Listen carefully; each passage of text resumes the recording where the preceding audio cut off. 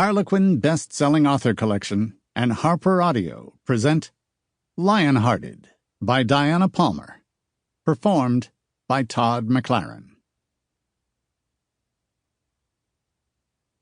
To the FAO Schwartz Gang on Peachtree Road, Atlanta, and at the Internet Customer Service Department, thanks. Prologue.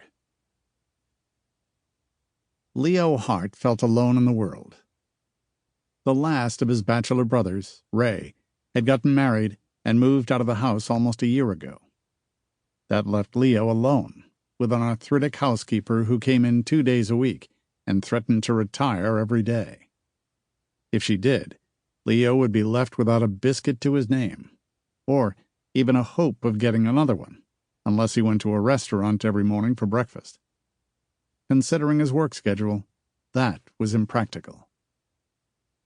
He leaned back in the swivel chair at his desk in the office he now shared with no one.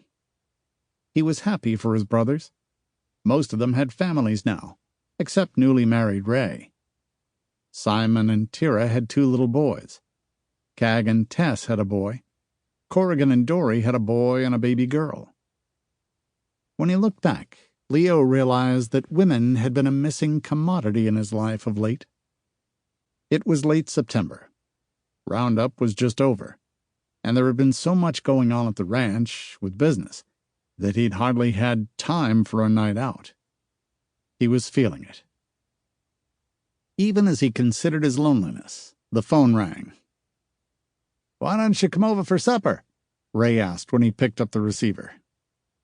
"Listen," Leo drawled, grinning. "You don't invite your brother over to dinner on your honeymoon." "We got married after Christmas last year," Ray pointed out. "Like I said, you're still on your honeymoon," came the amused reply. "Thanks, but I've got too much to do."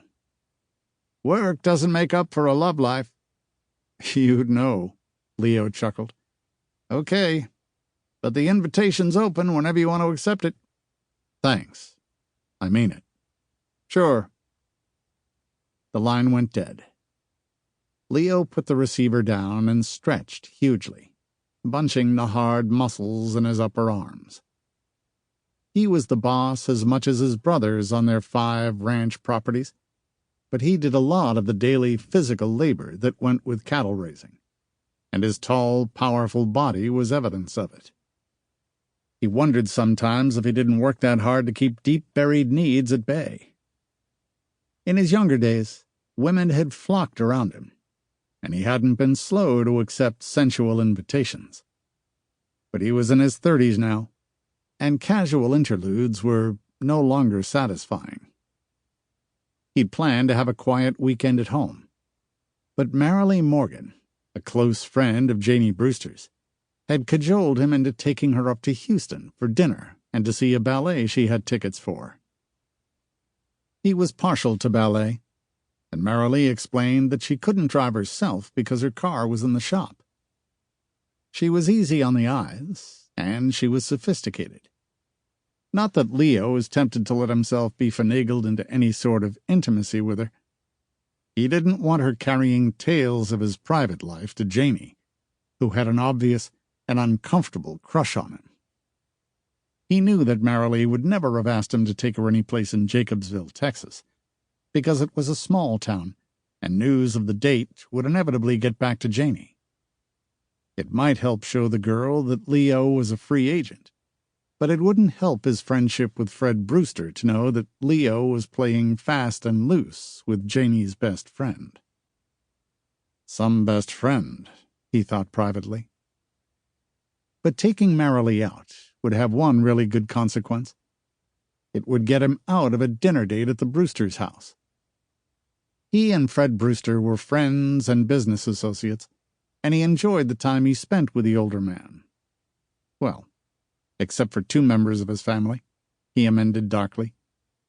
He didn't like Fred's sister Lydia. She was a busybody who had highfalutin ideas.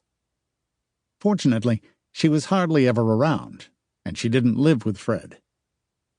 He had mixed feelings about Fred's daughter, Janie, who was 21 Sample complete. Ready to continue?